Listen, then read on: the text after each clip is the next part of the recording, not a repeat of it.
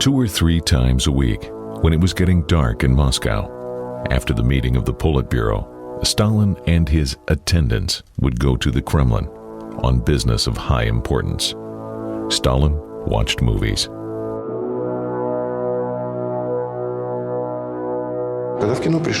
Sound film became a vehicle of propaganda. It couldn't pass unheeded for Stalin the autocrat.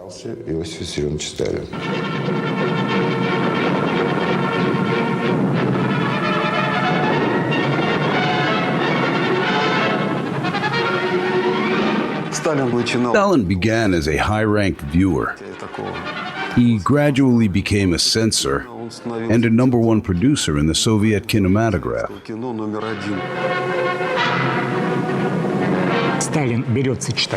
Reading scripts, Stalin started to apply correction.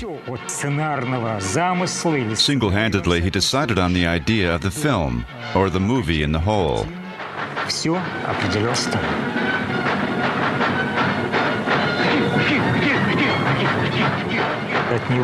Destiny of both the movie and its creator depended on him.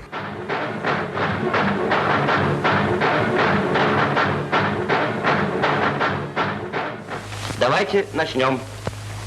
Сирену. Приготовились.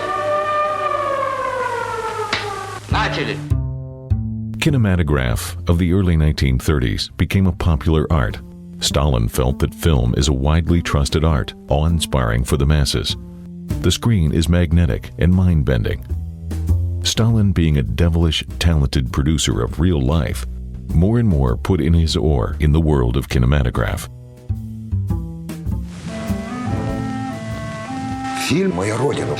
My Motherland got rave reviews and was held over for a fortnight. Directors Zarki and Heifetz were given a new electric kettle, a receiving set and passes to a health resort in Crimea. On the train back home, gleesome and suntanned, they bought a newspaper to read that their film was now under the ban. Stalin watched the movie and called it ideologically invalid.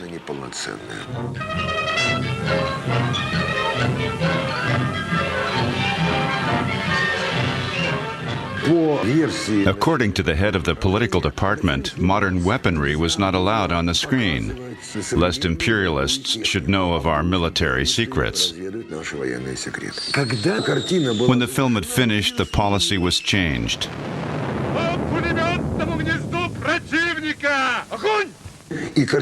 A rebuke to the film was directly contrary. What's this? We fight imperialists almost barehanded? Where's our weaponry? It won't do. The harshest arm to rule kinematograph was the propaganda department of the CPSU, so-called agitprop. Was Stalin's maddest bull terrier. The agitprop prepared quite a pile of reports, full of denunciations of the Soviet kino for its lightheartedness, for too much risibility, and lack of seriousness. Many films had been shelved. Despite accusations of the agitprop, in 1933, Boris Barnett's film The Outskirts had come out. A touching provincial story became very popular. In 1934, the film won the main prize at the Second International Festival in Venice. Господи, Господи.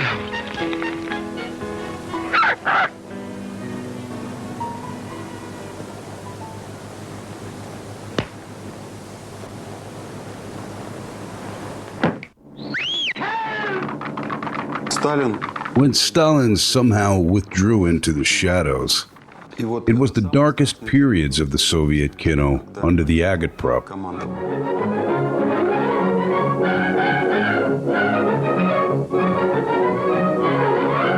Ой, гляди-ка, дядя Ваня прямо все сюда бегут. Что случилось с вашим милым симпатичным старичком? Что случилось? Что случилось? Что случилось? Что случилось? девка милая пропала, убежала, не сказала, вот такая молодая, небольшая, боевая. Ох, удар такой едва ли сердце выдержит мое, не видали? Не видали, не видали! Ай, скандал, какой скандал, ты случайно не видал? Нет, я тоже не видал. Ай, скандал, какой скандал. Просто поразительно. It's amazing people loved They Met in Moscow so much.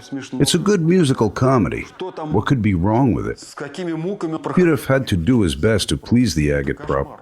It was a nightmare.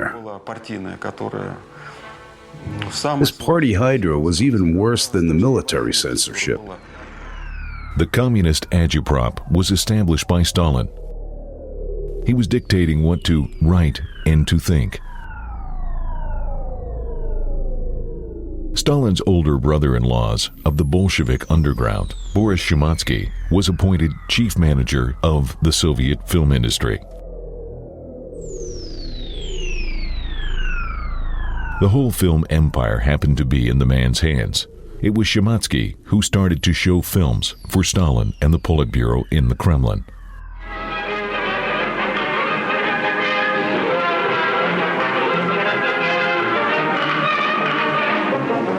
Чудаков мы видим часто. Целый век они в слезах и вздыхают ежечасно. Ах, ах, мы таких не уважаем, все печали чепуха. Целый век мы раздеваем.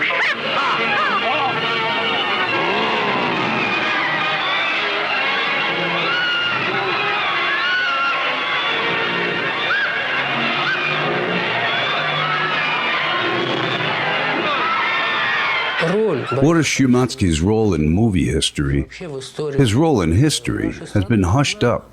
It's understandable. Till now, a Pakan's curse is put on him. The name was never said out loud in our family. He was called he, more rarely master, even more rarely Pakan. Writing an article about him, I was surprised at how interesting his life was. Might be a character for a good novel. Or two interesting characters, Shumyatsky and Stalin. As far as I know, they both were undergrounders, before revolution.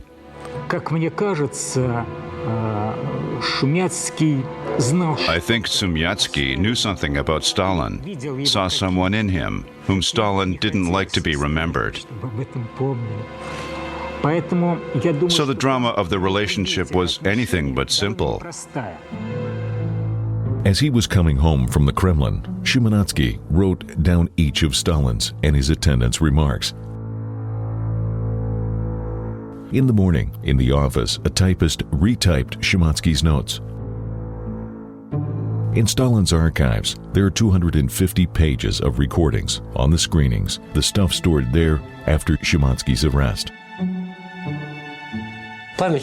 His memory was fantastic. He was trying to jot down K's and V's and LV's and Koba's opinions.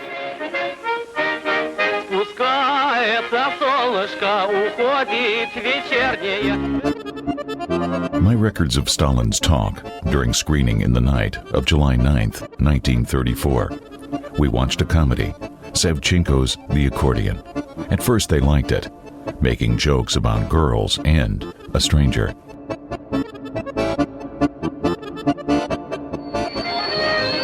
Расцветался соловей. Всех девчат увел Тимошка. Хоть садись, да слезы лей. Что вы, девчата... Timoshka was very good. Stalin even remembered other films of the actor, whose acting in those films was very good as well. He liked the song, too, about actress Zoya Fedorova as Timoshka's sweetheart. Stalin said she didn't look like a village girl, but acts pretty good.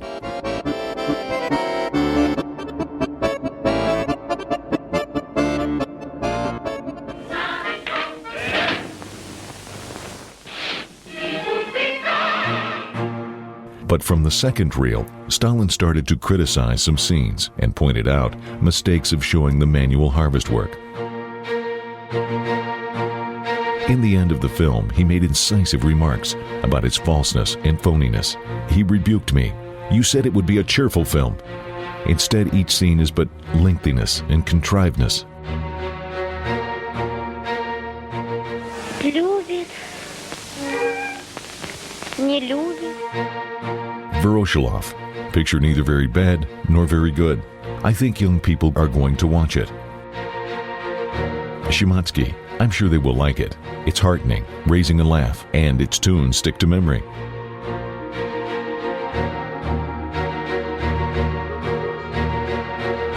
Stalin jokingly. He's trying to agitate us for it, yet we won't watch it for the second time. Zhdanov. The second time what? We could hardly endure it. Stalin often remembered the accordion, saying, "Hope you're not producing such like bullshit anymore." But some film critics regarded it as one of the brightest and most elegant pictures of the early talkies.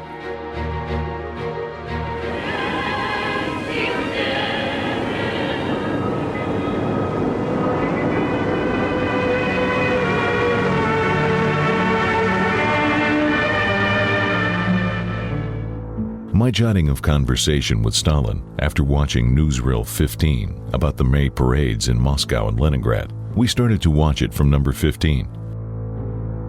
He particularly liked Conductor Kuntz and the Leningrad Philharmonic Orchestra at the Stalin car-making plant. Stalin looks very impressive and cultural. Zhdanov.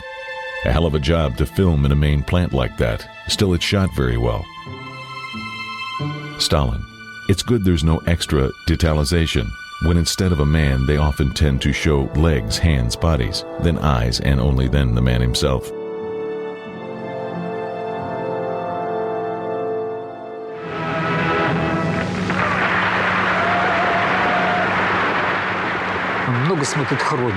Before they showed him the final cut, some of the newsreels have been many times watched over and modified. He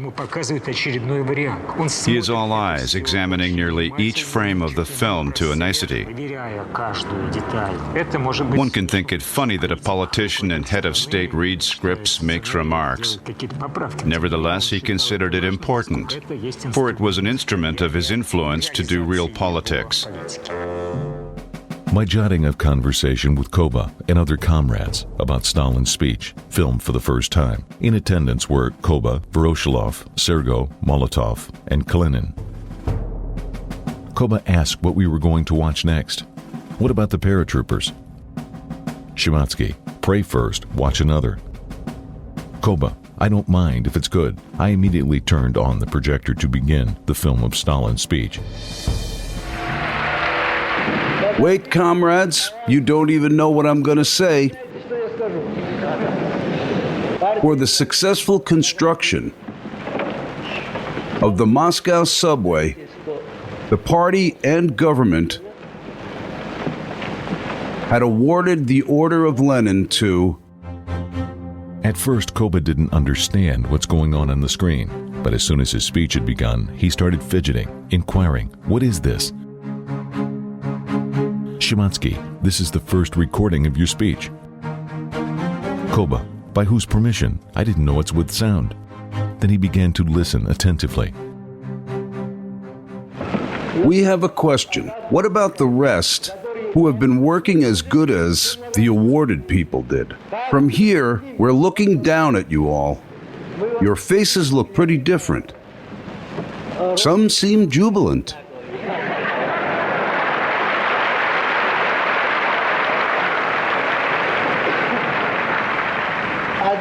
Some at a loss. Why these bastards have us rounded up?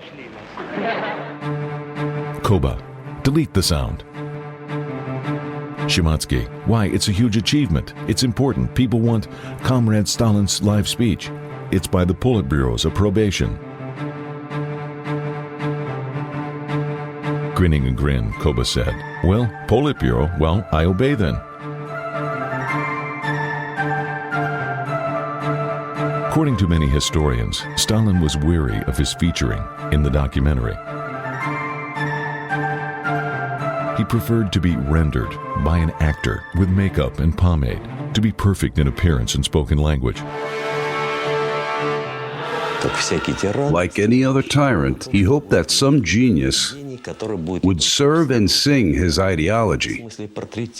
He hoped this could perhaps be Eisenstein.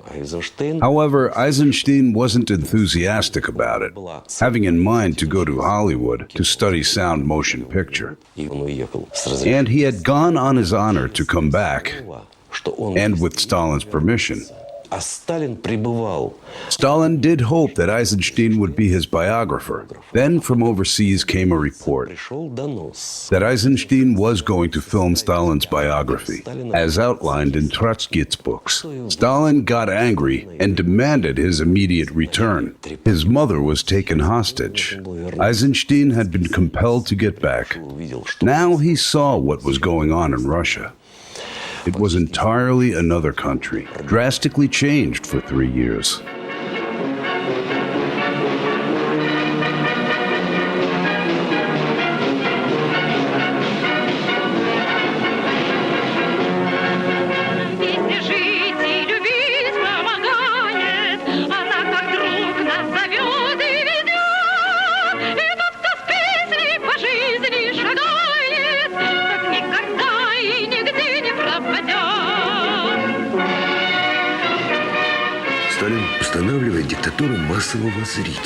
Stalin established gross audience's dictatorship.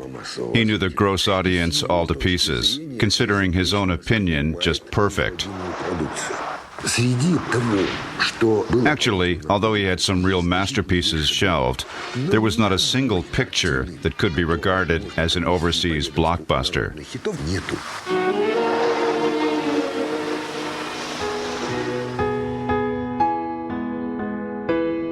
In 1934, Gregory Alexandrov's Jolly Fellows had come out. The Agitprop Committee of the Central Committee called it counter-revolutionary, trashy, and utterly phony film. The committee demanded to put it under ban. On June 28, 1934, disagreeing, Shematsky wrote to Stalin. Stalin read the letter and ordered to do a screening. My jotting of conversation with Stalin during the screening on June 29th. It was the Jolly Fellows. Скажите, сегодня теплая вода? Теплая. Будем знакомы.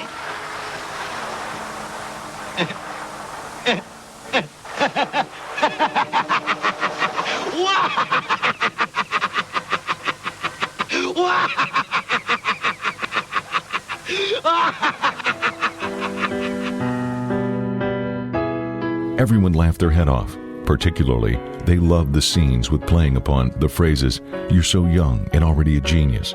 How come?" Naturally. Моя мама в восторге от вашей музыки. Вы такой молодой и уже гений. Ну, как это можно? Привычка. Скажите. After the screening, everybody was silent, waiting for Stalin's opinion. Stalin, good. As if I were in the offing for a month, everyone started discussing details of the film. Lazar Moishevich, some strongly criticized the film because of its rowdiness, demanding to put a ban to it. Stalin, it's not the case. The picture is not bad, and a real laugh, will be very popular.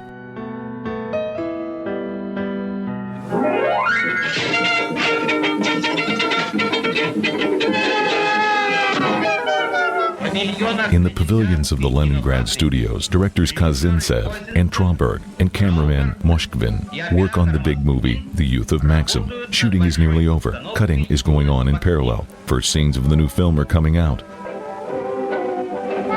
Съемки подходят к концу. Одновременно идет монтаж, рождаются первые эпизоды будущий фильм. Это улица, где-то дом, где-то барышня, что я влюблен. Ах, вот эта улица, вот это дом. Ах, вот эта барышня, что я влюблен.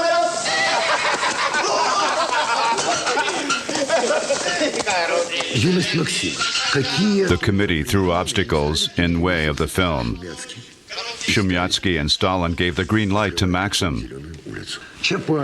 The Chapayev was considered anything but a success. There was a suggestion to adapt The Third Rater for a silent screen. Film dubbing was made under the wire. Voroshilov and Bodyanov didn't like it. Shumyatsky brought it to Stalin, who commanded to pattern after the Chapayev. Василий Иванович, чехи с хутору выбили. Чехи? А винтовка твоя где? Винтовка там. Там? Айда! Давай! My jotting of Stalin's remarks during the first screening of the Chapayev. At the beginning, it was cautious attitude. Scene of the retreat of the Chapayev's unit invited some baffling questions. Where's the crowd running? Why all the fuss? At first I was afraid they wouldn't like the movie, but from the first scene, what Commissar thinks of it, it was clear they'd appreciate it.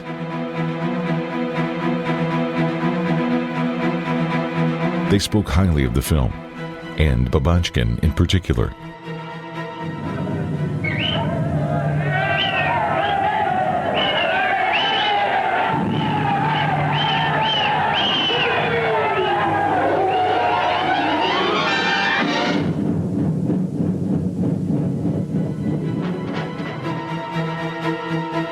Stalin turned to me and said, "Congratulations, it's a success. Well done, clever and with tactfulness. Chapayev is good, as well as Fermanov and Petya. The movie is good and to be presented for a banner day."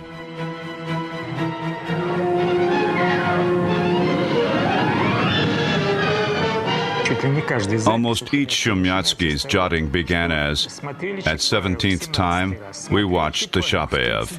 At 39th time, we watched the Chapayev. And each time Stalin spots new drawbacks.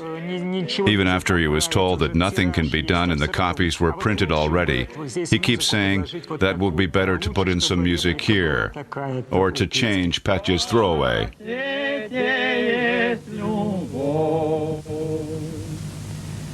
Взял сын саблю,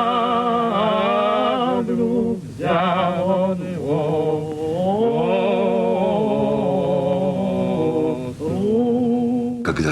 But as soon as he saw that it stricken a chord with gross audience, he said, "That is what we need at last. Now do it only in this way." Thus he turned rejoicing masters of the film into slaves of their own discoveries, because a step to the right or to the left would be regarded as an attempted escape. After returning from America, Eisenstein was long not allowed to make movies. His original ideas started being rejected. The high ranks were now shaping his destiny. Then he was recommended to do a movie, Bezhin Meadow, written by Rishevsky.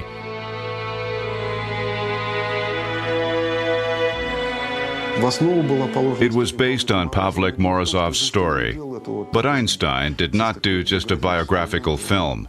There were even two versions of the film. It was at first purely drama, about the tragedy that happened in Kolkhoz. Why did he take up the film about Pavlik Morozov? First, he saw it as a tragedy, rather than a monument in enunciator's honor, as supposed.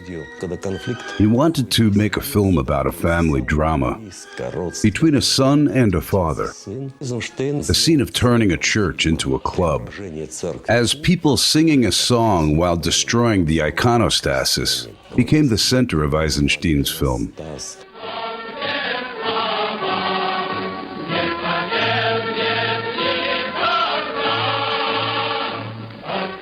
It was a breadth that disagreed with Shumyatsky's style, desirable for Stalin, so the first version was declined.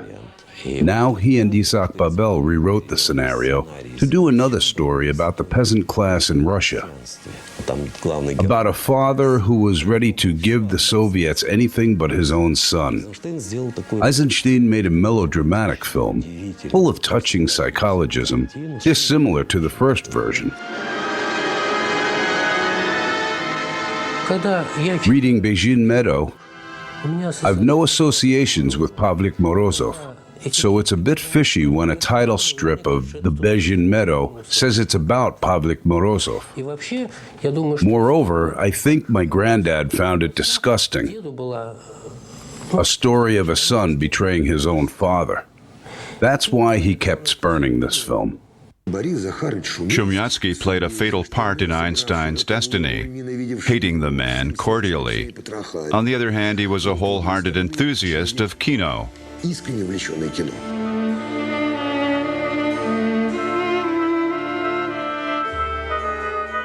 Eisenstein was independent and made Shumatsky angry, often neglecting his directions. Shumatsky's bias had an impact on the destiny of the Bezhin Meadow, too. Taking an advantage of Eisenstein's illness, Shumatsky showed the uncompleted film to Stalin. Stalin did not like the picture and said in a pique, "We must not let a kid to fill in for the Soviet power." Several days after that, the Politburo decided the Bezhin Meadow to be banned because of its anti-aesthetics and obvious political inadequacy. A sentence was pronounced and the film was destroyed. Eisenstein was cliffhanging. Babel advised him to write a letter directly to Stalin, not for repentance, but for help and trust. And Eisenstein did write to Stalin. "I do not ask for privilege. I beg for your trust. I can do more than one battleship Potemkin."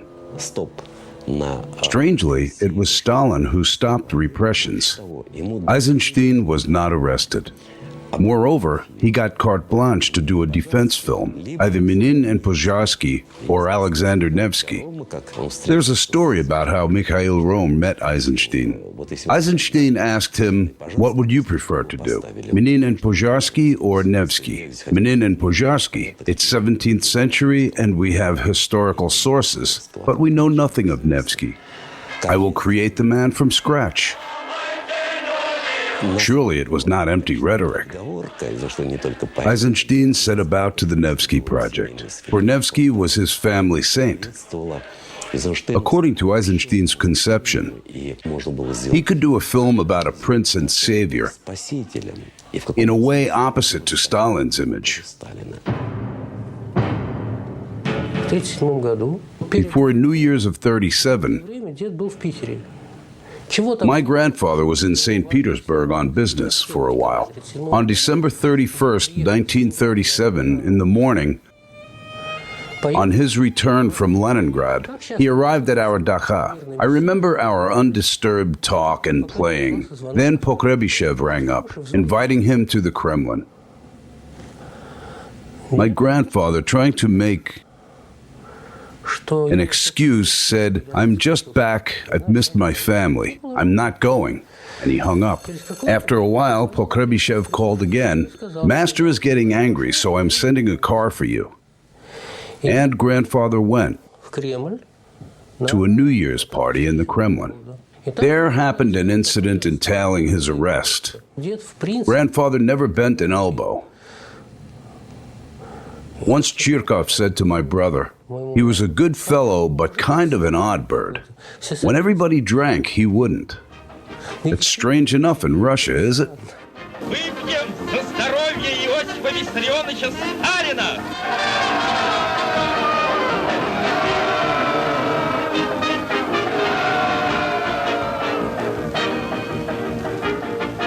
They sat down at the table as Stalin was here. Someone would give a toast to the leader's health. Everybody drank. Being a non-drinker, Granddad refused. The master looked at him. "Don't want to drink to my health?" He replied, "You know, Koba, I do not drink." "How come? Everybody does but you. Want to take the bun?" "It's impossible. I just can't, see? Everybody can." When he came to work, he found an order on his table. that he be removed from his post. The Kremlin didn't answer. Colleagues avoided him. On January 18th, they came to arrest him. Here is a form that was filled out by him personally.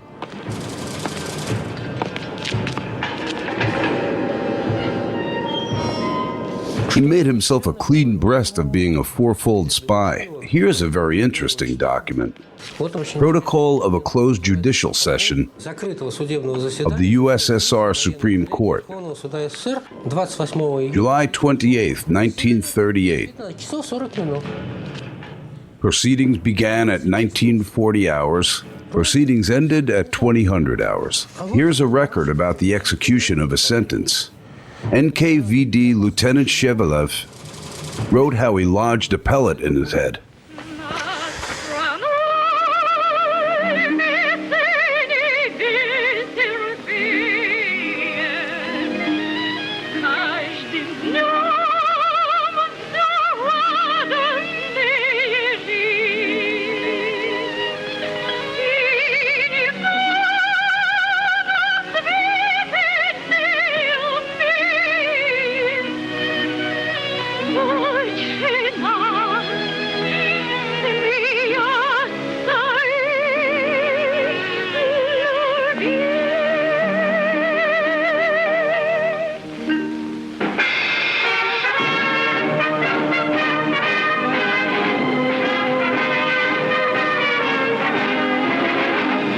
Сурово брови мы насупим, если враг захочет нас сломать.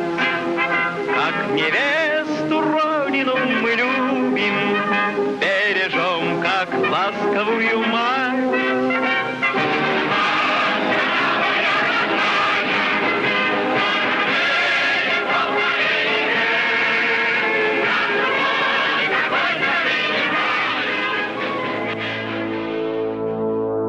While Eisenstein was making the Nevsky, Tucholsky inherited the helm of the Soviet Kino. A banker's son was given by revolution a punishing sword of the OGPU. Calling cinematographers to his office, Tucholsky, OPGU Pro, said to his secretary, escort him. He would meet a smiling visitor with a growl. Get out, remove your smiling and get back.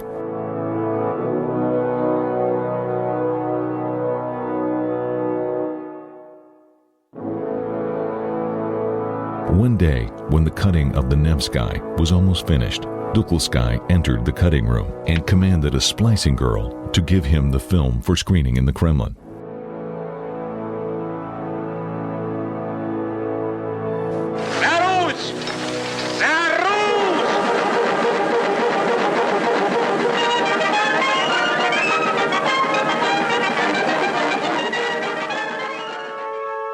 Having watched uncompleted film, Stalin made only one comment: the end must be changed. Such a good prince must not die. The end should be his immortality.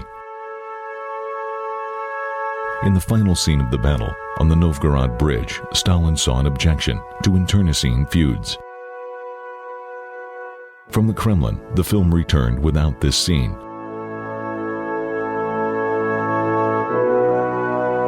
Later, Eisenstein recollected, it was not my hand that drew a final line. I didn't finish it with the ice battle. Under Stalin, the directors would not be repressed, unlike the writers. The directors were mostly left alone. Stalin regarded directors as just doers. For the failure, he used to blame first and foremost a writer. The story of The Law of Life exemplifies this situation.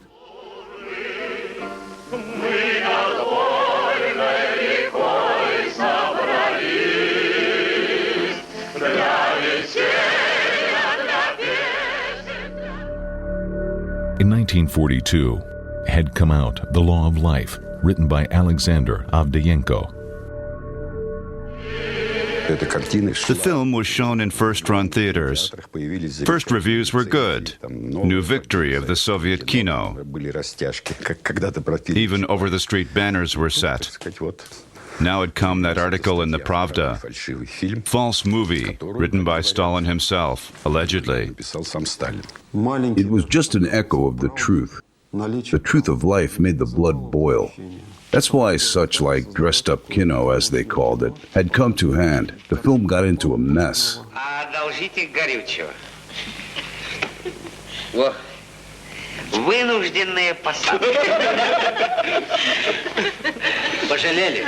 Да, у нас тут некоторые вообще хотели сухой закон завести. Мы думали, неудобно вроде. Что неудобно? Ах, лицемеры. А? Пожалуйста. Нет, вы не беспокойтесь. Не беспокойтесь. Коля, а? Коля. А до бутылки вина не болит голова. The Law of Life was a drama about moral confrontation between Komsomol chief Ognarubov and local Komsomol leader Peremov. Увидел девушку, преследуй ее. А знаешь, что говорил Маркс? Если ты любишь тебя. Having seen the film, Stalin said, it is a slander on the Komsomol. In the Kremlin, there was a meeting of the Politburo. Stalin and the Politburo in core, along with some writers and movie makers. Screenwriter Avdyenko was declared responsible for the failure of the Law of Life.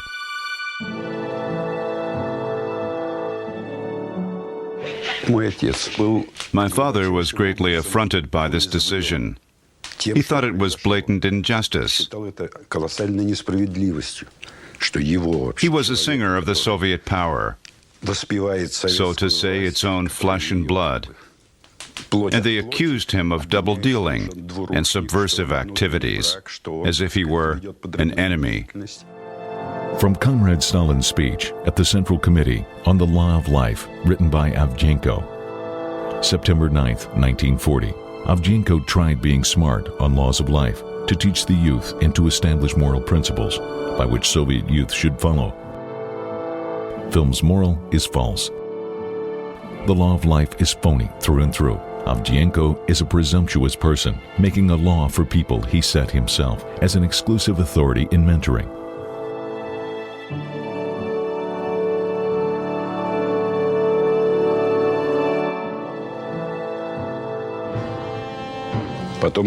Then Stalin gave floor to my father. My father got up and said, "I never expected to be treated like that by my dear Politburo." To this Stalin replied, "Well, still waters run deep. Perhaps we've overreacted a bit." This saved my father by a miracle. He had not been arrested, although deprived of everything. Excluded from the party, from writing association, he became a nobody. He came back home to work at the factory as an ordinary worker.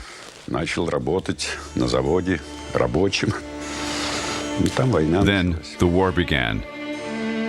Mama was his best friend. Their wonderful letters resemble a love story. It was real love, see? There is a huge bunch of letters, their letters. Dad was at the Leningrad front during the siege. He wrote to Mama. I believe that justice will prevail. You know I'm not guilty, and I'm going to prove it. Of course, Mama replied, "I know you are absolutely innocent." I got all those letters. It really hurt to read them. Their generation suffered a lot. There were many, many maimed lives.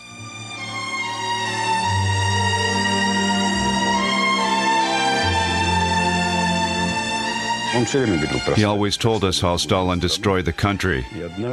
One day he had a heart trouble, and I had to see him home. He kept saying, "Stalin was so-and-so." I said, "Dad, just let him go. He also keeps hold of you. He caused so much unhappiness to you, and you keep talking to him. Let him go. Let him go away from you. Be yourself." He said, "It's clever of you to say so, but I can't." Repressions against the filmmakers began back in the late 20s. First trials began, first condemned men. In each group they managed to find either a Turkish spy or a Polish spy, or German. A man would be put to prison straight from the film set. I've added together a total sentence of our kino. It amounts to 2,000 gulags years. You can't even imagine what the job climate was like at the film sets. People would be arrested right there. Some said kino had been lesser suffered from GPU. The most important people were not touched. That's true. Eisenstein was not arrested, as well as Dovzhenko and Pudovkin. But there was a most horrible method invented to keep famous filmmakers in leash. Dovzhenko's cameraman and best actors were shot. Eisenstein's circle, including his friends, even his teacher Meyerhold, and screenwriter Tretyakov, were shot or sent to prison camps. It was kind of a warning. Alexander Nevsky was a wild success. Eisenstein was awarded the Order of Lenin and the Big Stalin Prize. He was offered to make the film about Ivan the Terrible. The Tsar so much resembled Stalin himself. For 2 weeks, Eisenstein painfully pondered the offer, then consented. Then the war broke out. Eisenstein believed there would be no filming. But on September 1st, 1941, came an order. The work on Ivan the Terrible must go on. Eisenstein wrote the script. Stalin read and approved it. Not bad. In April 1943, on the evacuation of Alma-Ata, the shooting of Ivan the Terrible had begun.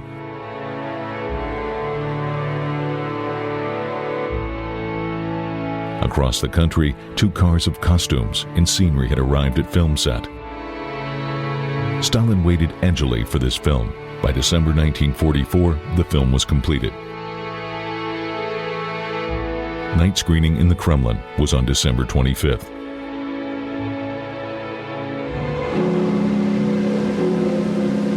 Ныне впервые великий князь Московский, венец царя всея Руси, на себя возлагает.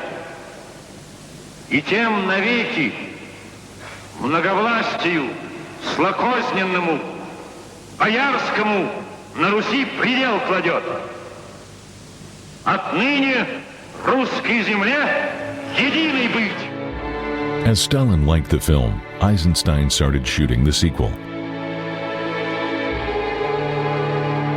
It was the 3rd act of the Stalin-Eisenstein drama.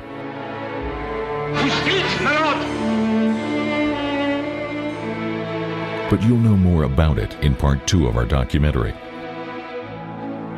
It was terrible years when there came out no more than 10 films per year, as the Soviet kino had been nearly destroyed.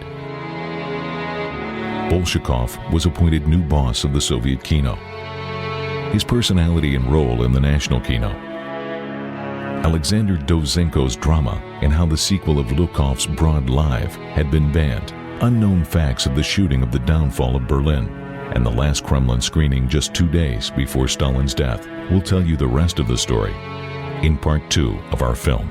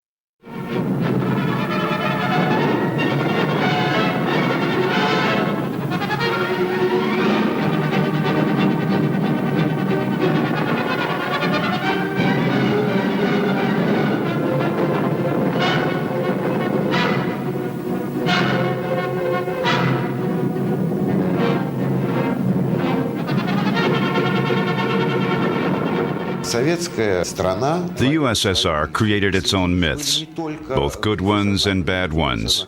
Yet I am against myths debunking. Humankind needs them.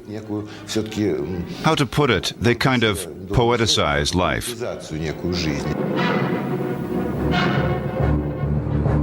Stalin liked historical films, but he always had under special control the historical revolutionary films. He was interested not only in history, but also in establishing his own point of view on a certain event. Who was the greatest commander of the Civil War? Stalin, not Trotsky. Who was Lenin's closest friend? Stalin was. Pseudo-events became more real than reality itself. In the spring of '37, the competitive selection was carried out for the best screenplay of the revolution. Lenin in October was the best. Mikhail Rohm was entrusted with its shooting. Close analysis of Rohm's wife, Elena Kuzmina's memoirs, make us believe that NKVD might have wished the failure of the picture. At the film set, damaged cables were found. One time, Boris Shukin, who portrayed Lenin, had barely gotten up from his chair when a concrete beam fell down upon it. Rome appeared to be hunted down by a madman. But on November 7th, in the Bolshoi Theater, the film was given a warm welcome. Владимир Ильич, отвернитесь от окна. Отойдите. Отойдите от окна, Владимир Michael Rohm used to tell us that he had made the film as a snub to Stalin. Look at charming Shukin as Lenin. Such a nice and cheerful and eccentric person. It is a success, due to the acting of one of the brightest eccentric actors performing just perfect eccentricity.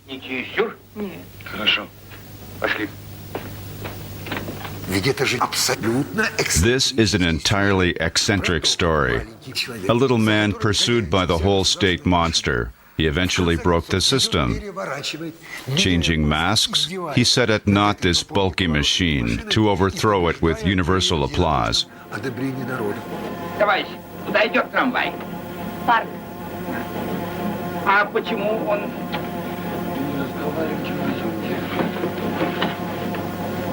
А почему он идет спать? Ведь еще рано. Куда да почему?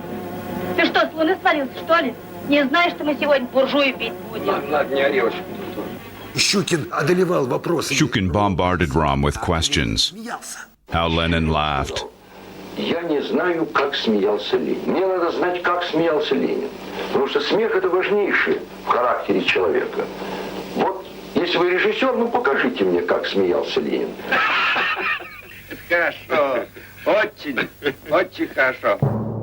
For Stalin's 60th Jubilee, Alexei Karpner and Mikhail Rohm received an order to do a follow-up of the movie.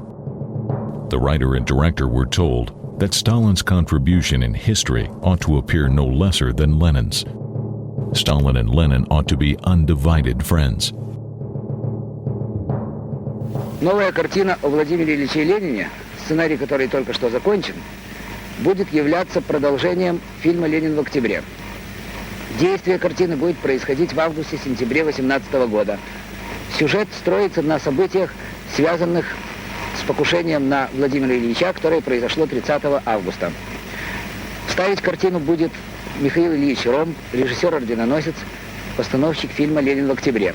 В роли Ленина вновь выступит народный артист Союза СССР Борис Васильевич Щукин. Я спекал с молоком. Вот вам и пузырьки.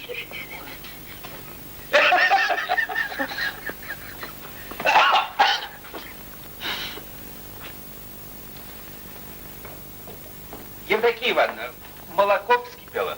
Я спекал. Говорят, что Крупская не приняла. Krupskaya didn't like Shukin's work. In life, Lenin was different. Of course, it was her point of view, but Stalin thought it acceptable. Being a pragmatist, he didn't care for historical authority. The challenge was to wipe off Trotsky, to fill in the empty space with a new story. The relationship of Lenin and Stalin was the story. это там так громко командует в моей комнате? А? Сталин, дорогой мой! Отношения Ленина и Сталина. Lenin and Stalin resemble a white clown and a red-haired clown. One puffing at his little pipe is quiet and wise. It's a white clown.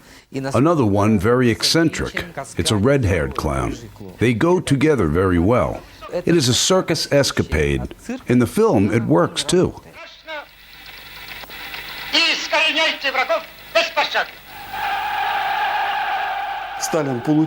In the 30s, Stalin had the most beautiful and powerful kino in the world. It was first-rate. Stars and professionals. Did they have people such as Shostakovich overseas or Eisenstein's? How many of them? None. By creative potential, it was the most advanced kino. Back in the late 20s, Stalin's attention was drawn to Ukrainian Alexander Dovzhenko's original art. Dovzhenko's Arsenal was released in 1928. Stalin liked the picture. This is true revolutionary romanticism, yet in Ukraine, the director was treated ambiguously. In Kiev, there was an arrest warrant for Dovzhenko. The director's wife, Julia Soltseva, came to find it. She immediately took Dovzhenko away to Crimea. Then she called Shematsky for help. From Crimea, they went to Moscow. Shematsky arranged for Dovzhenko to meet Stalin.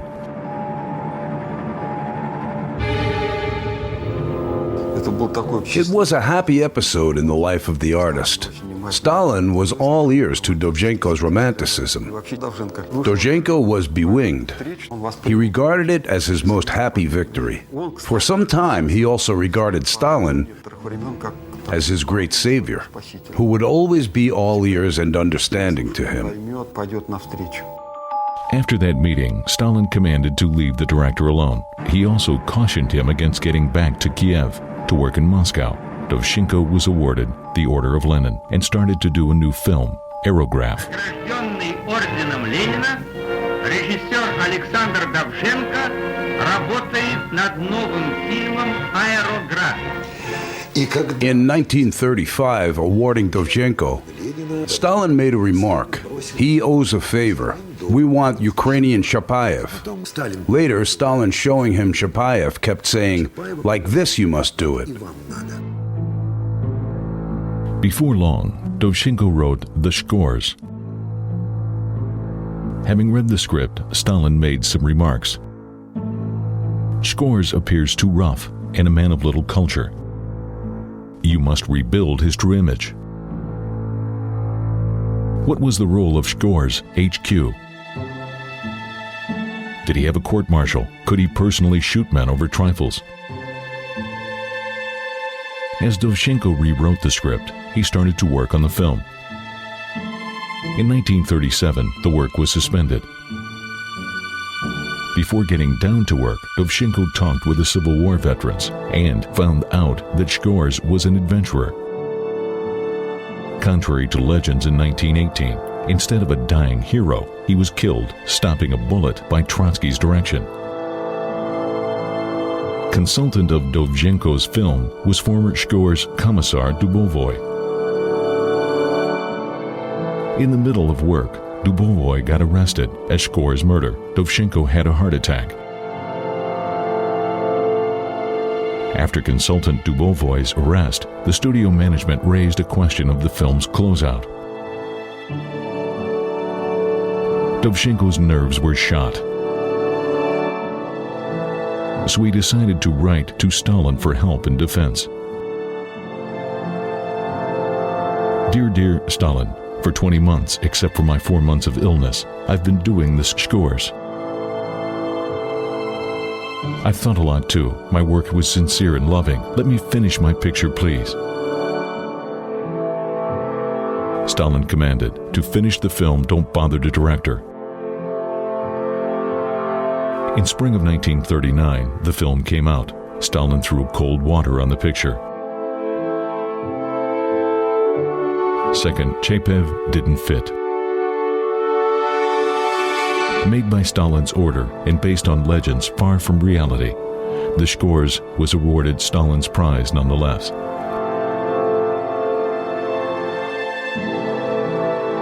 In 1939, Ivan Bolshakov was appointed head of the Kino Committee of the Council of People's Commissars.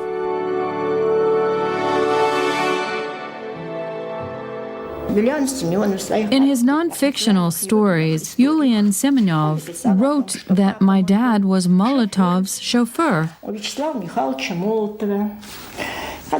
After removal of Tukhelsky, a right man had to be found. Molotov gave good word for his chauffeur. In fact, my dad graduated from the Plekhanov Institute and worked at Molotov's preference. Then became second manager of the CPC, then was moved to the Kino Committee. He tried to refuse, but soon somebody, maybe Stalin himself, persuaded him to accept office. During the war, Bolshakov was a whale for organizational activity. It's hard to understand how in a fortnight he managed to evacuate all the studios when war was in full swing, and the Germans were near Moscow already. The urgent evacuation from Moscow and Leningrad. And in a matter of a few days, to get it operable somewhere in Tashkent and Frunze. Many bright and popular films were made there, helping people to win.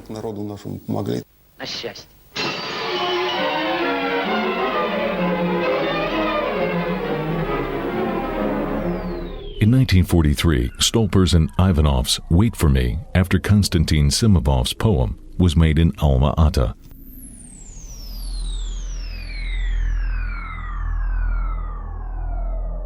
It was a touching story of love and devotion, featuring magnificent Serova, Blynov, and Sverdlin. When the Wait for Me featuring Serova is on TV for the 40th time, I can't help crying.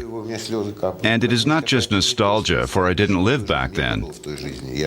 I was only a year old, but it has its special flavor.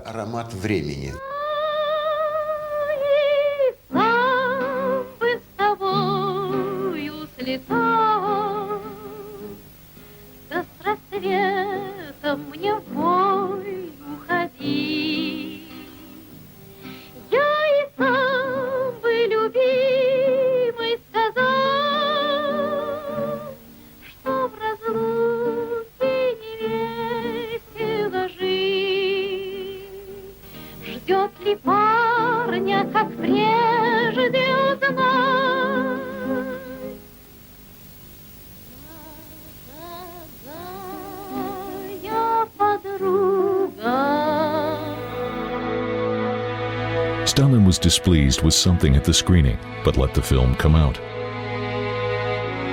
A few days later, November 23, 1943, the Red Star published an article about drawbacks of the picture, accusing it of lacking collectivity.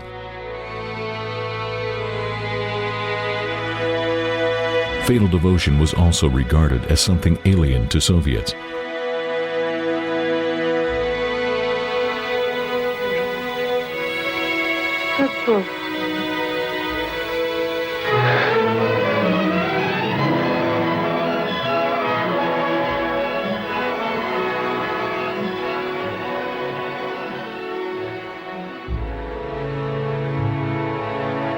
In 1942, the most difficult period of the war, Stalin summoned Bolshakov.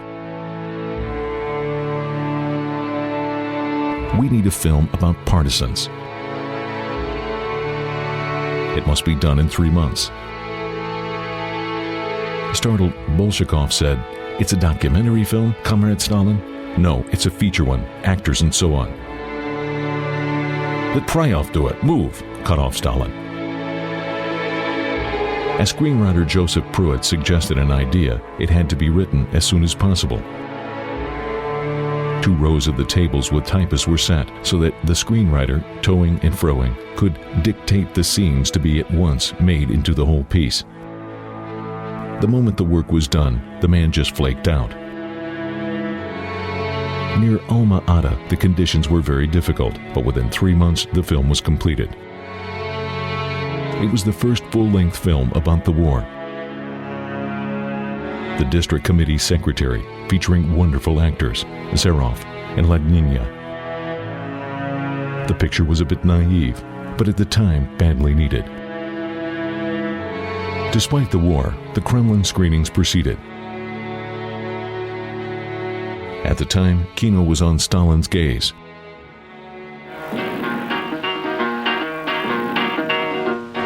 Шаланды полные кефали в Одессу Костя приводил, и все бендюжники вставали, когда в пивную он входил. Синеет море за бульваром, каштан над городом цветет, и Константин берет гитару. In 1943, in Tashkent, Leonid Lukov made The Two Soldiers.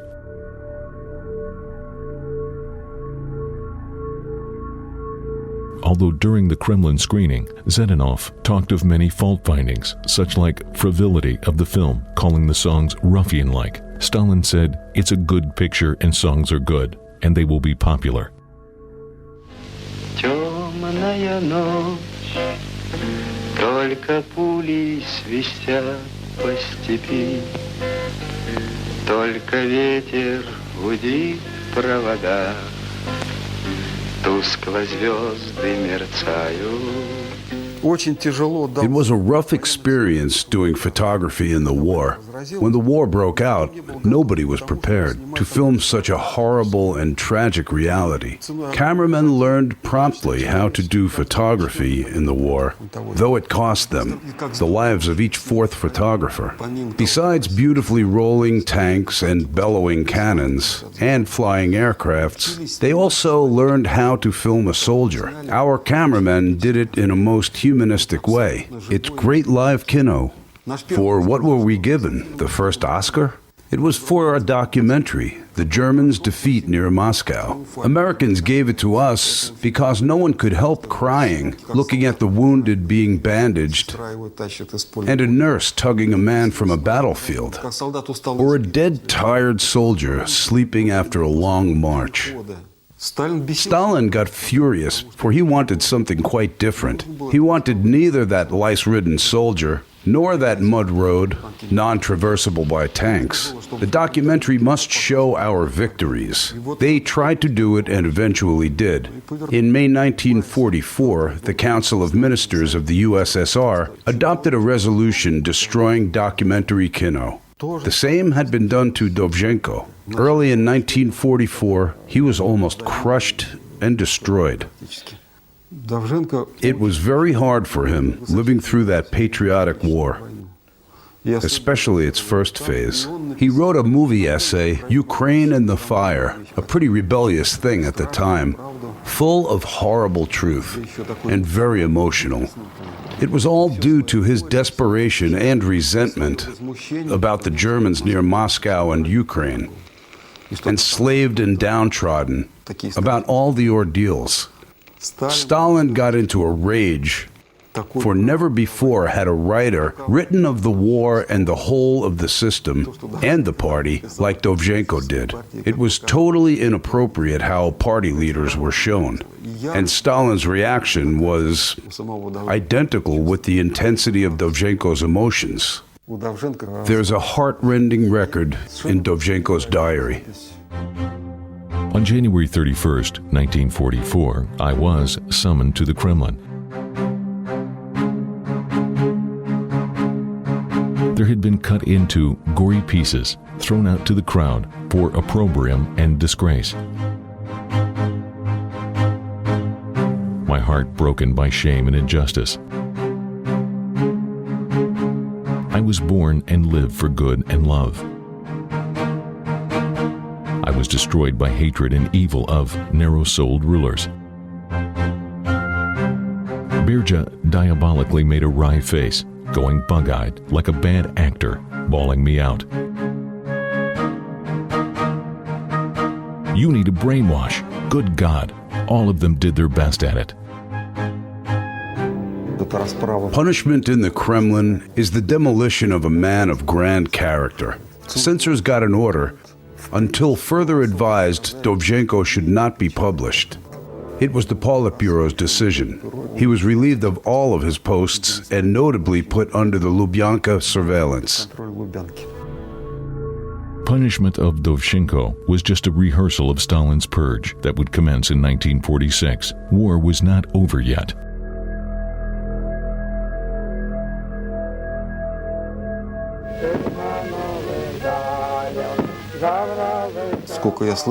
I have talked to many veterans, and not a single man told me that he had no fear. But this was worse than the war. In the war, you at least knew from where the bullets were flying. In the present situation, you could be attacked out of the blue from anywhere at any time.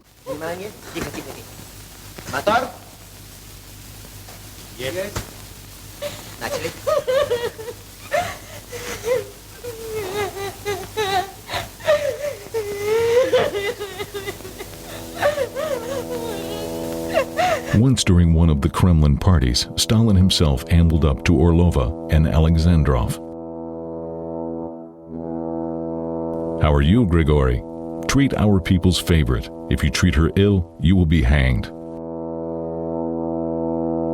"How's that, Comrade Stalin?" "By your neck," said Stalin with a grin.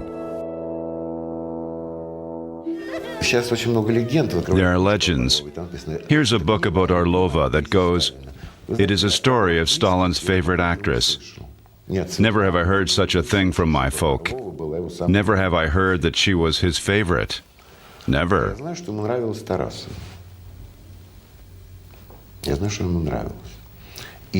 I know that he was fond of Tarasova. I know that he liked her. I can understand why my grandmother's sister, Anna Alleluyeva, told me about this. Brilliant Alla, a great actress. Apparently, she reminded him of Nadezhda Alleluyeva.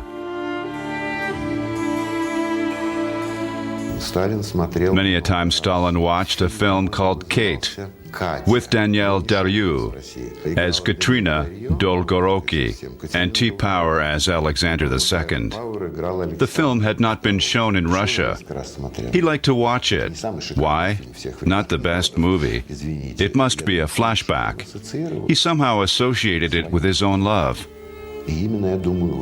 All stories of his later love affairs is just bluff.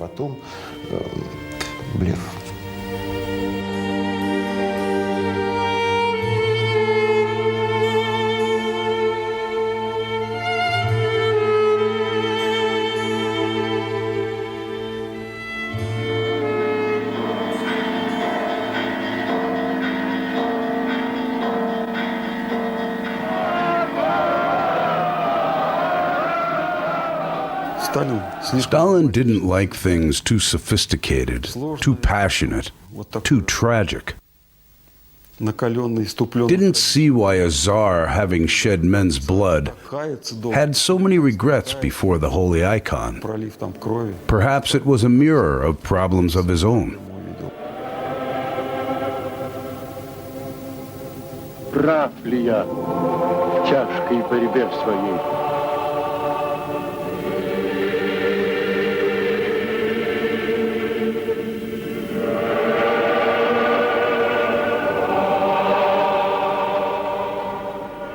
It was a fearsome sight for him. That is, if he was able to identify himself with Eisenstein's rendition. He could have bitten Eisenstein's head off.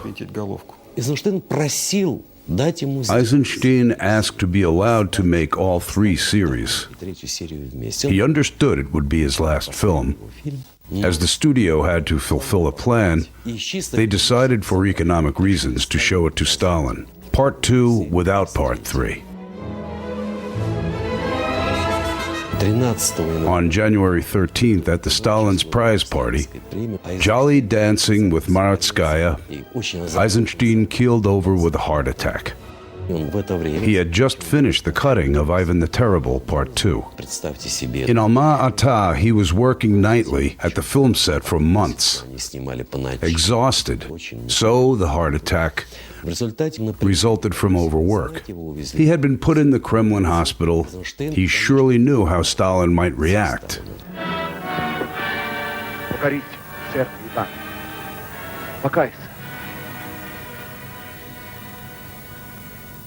Упраздни опричнину, пока не пришли последние времена. Иван. Упраздни опричнину, пока не пришли последние времена. Молчи.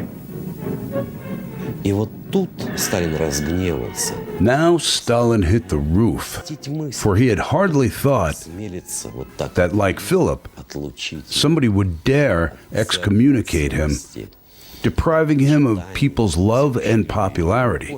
He got Eisenstein's message, but by now Eisenstein was in the hospital. There was a question in his bright eyes. What's gone wrong? I can fix it. No answer. Then he was told of Stalin's reaction. Cherkasov begged not to publish the resolution on Ivan the Terrible until Eisenstein's recovery. As Stalin respected the actor very much, he agreed.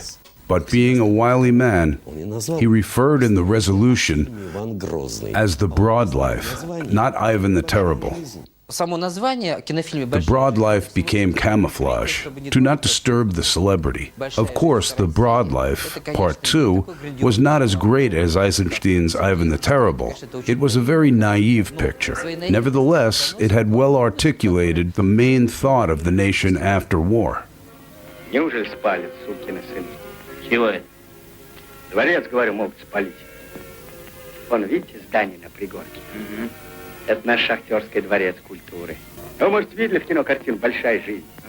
Тут катанат, о нашей шахте снятой картины «Большая жизнь». Part 1 had been on even before the war and received the Stalin Prize.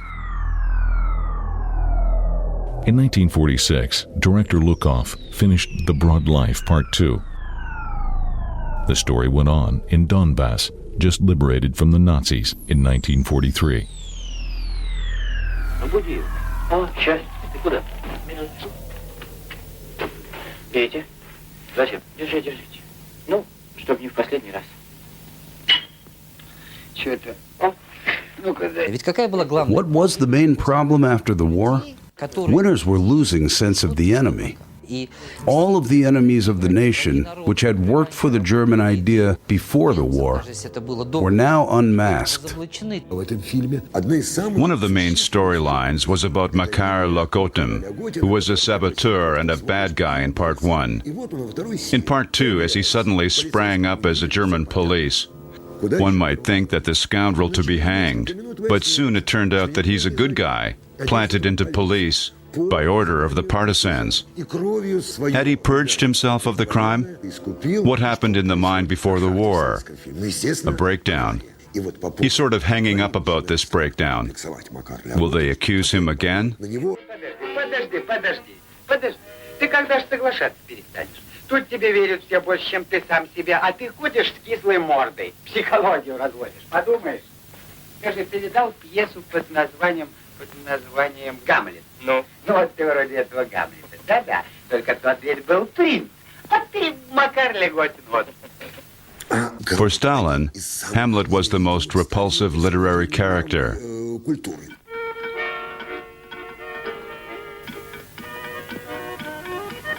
One of the reasons to ban the film lied in the fact that after the war, people must not relax.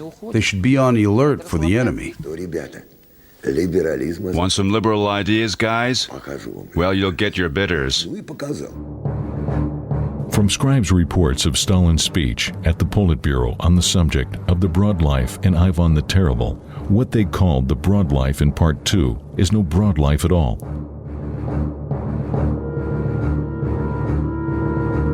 They just wanted to win indiscriminate audiences.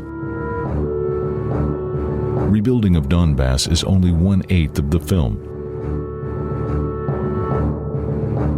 Who can call it the rebuilding with no car shown? Old stuff.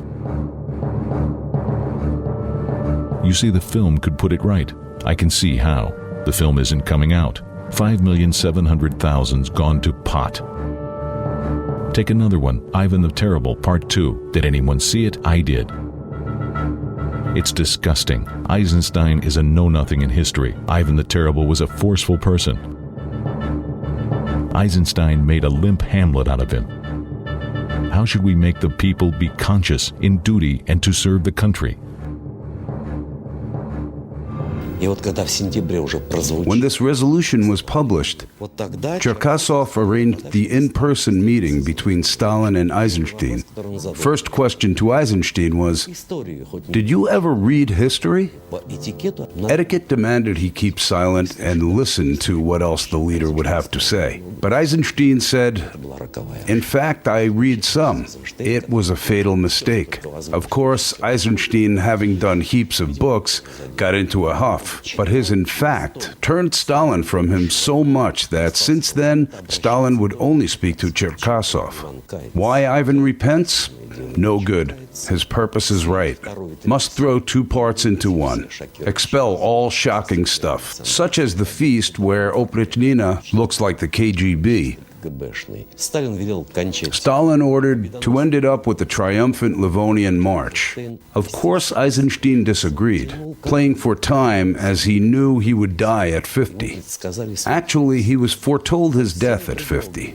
Under any pretense, he neither came to the studio, nor remade the film, nor finished Part 3. I think his death became, in a way, the last slap in Stalin's face. He had disobeyed the master's orders. He died at 1:38 a.m. on February 11th. It seemed mysticism for what it was, foretold Pushkin's death day and Meyerhold's birthday. It became his death day, too.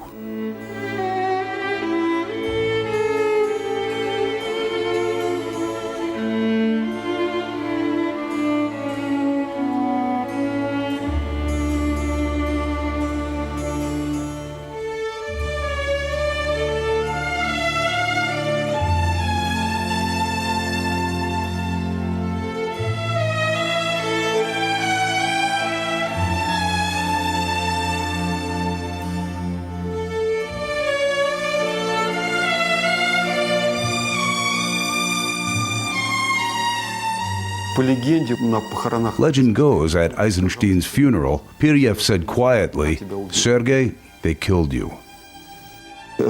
As a matter of fact, it was a quiet and gradual killing of the greatest talents. I never made a film of my own. I mean, all my movies got warped by comrades.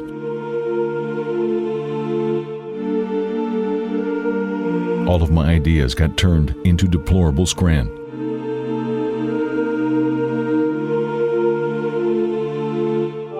Stalin used to watch my films, giving instructions, how to improve them.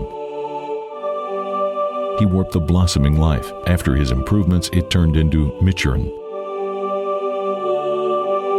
Quite another picture, not mine.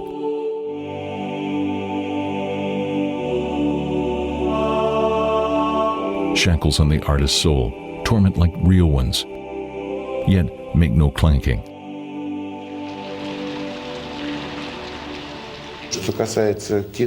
As far as Kino was concerned, Stalin might have given some valuable advice. Whatever the case, it isn't a right thing to control artists, whatever nice and educated the authority.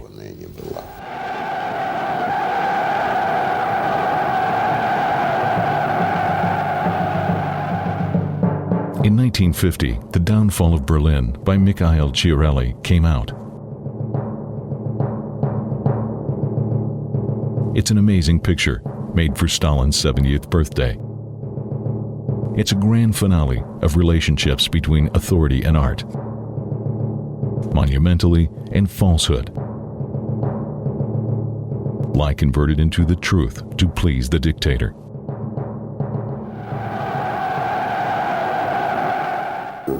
But it was a splendorous film. Unblushingness and audacity of handling historical facts are even kind of hypnotizing. The top brains of the Soviet kino were engaged. Photography by Kosmatov, music by Sostakovich and by Kapulanovsky and Parkhomenko. Before filming, Mikhail Jelovany asked to allow him to spend several days at Stalin's dacha in order to fit into an image of the beloved leader.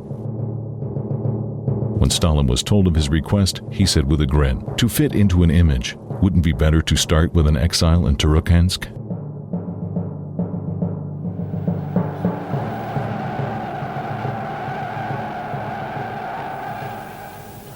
Можно мне вас поцеловать, товарищ Сталин? За все, что вы сделали для нашего народа, для нас. Это любимая сцена всех. Let me kiss you, Comrade Stalin, for everything that you have done for our people and for us. This is a favorite scene of present-day filmmakers who make documentaries on the Soviet kino of those far-off days. The scene is ambiguous enough, and my text looks up to date. I do not even know whether to laugh or to cry, for my words are, "Let me kiss you, Comrade Stalin, for everything you have done for our people and for us." So it goes. So I am to thank him for everything he has done. But back then, it sounded quite natural. No double entendre, just normal. The main thing of the film was a victory. The victory was all we needed. It's difficult to understand for young people now. Didn't you understand what kind of a person he was? How could you believe him? Yes, we did believe. We badly wanted to believe, after all. Верили и верили еще и потому, что очень хотелось верить. On January 23rd, in the Rodina Theater, authors of The Downfall of Berlin met their first viewers. Filmmaker Mikhail Shorely described the work of the team who did their best to do a film worthy of our great victory.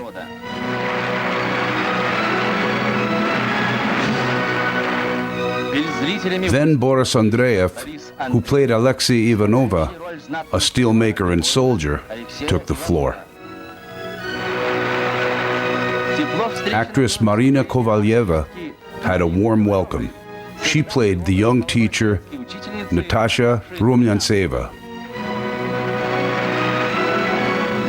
The audience thanked them heartily, both actors and the director, for a thrilling movie. The Downfall of Berlin is a handsome present for the 30th birthday of Soviet kino. Following the post-war model of kinematograph, there were only a few films coming out. So with only hyper-ideological films being on, which even most benevolent audiences had had enough of, the profit was still badly needed.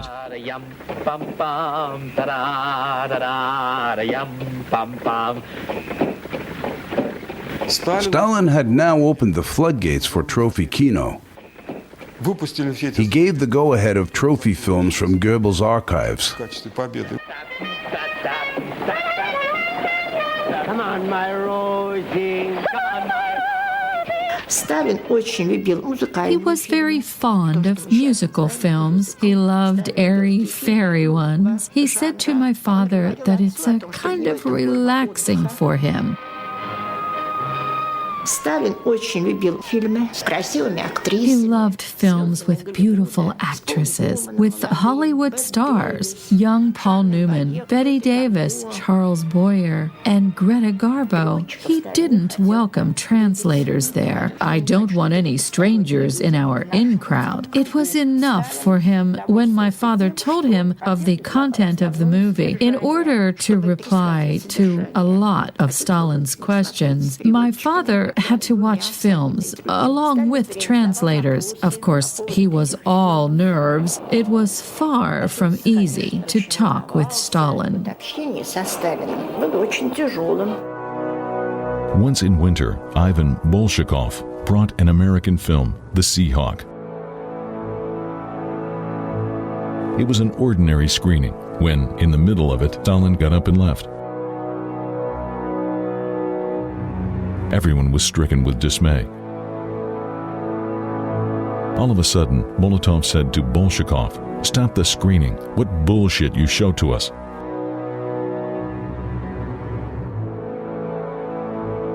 Bolshakov turned white. Now Stalin came in, hiking up his pants. "What's up? Why stopped it? Let's go on. It's a good movie." Silence fell. Molotov was quick to say, "Film's broken, Comrade Stalin." The screening went on.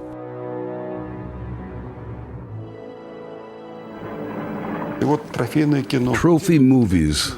What about the patriotism? Home-produced kino was ruined in no time.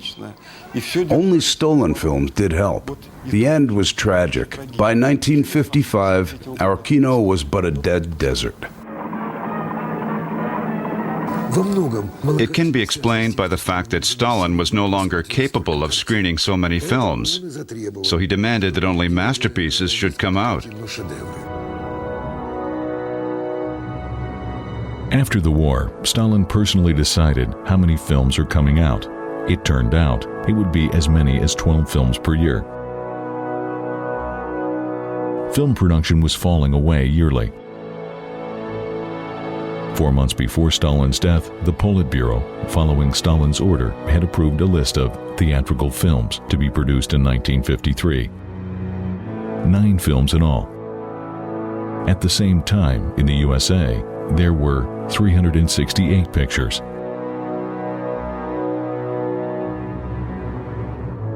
On March 1st, 1953, the last Stalin screening came around. Stalin watched his favorite, The Circus.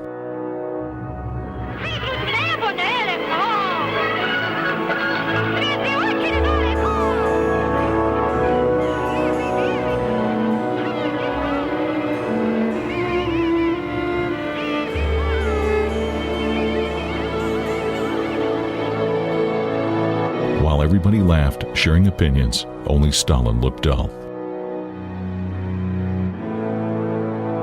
What was this old, sick, and lonely man thinking about?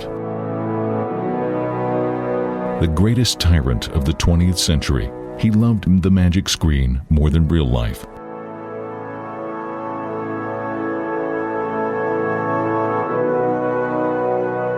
The screen attracted him by its simplicity and grandeur. He's looking closely at great actor Solomon Mikhoels, who, on his order, was killed a few years ago. He was grinning a subtle grin. In his life, he loved quite few people and things. His only overwhelming desire was power. Strangely enough, maybe kinos too.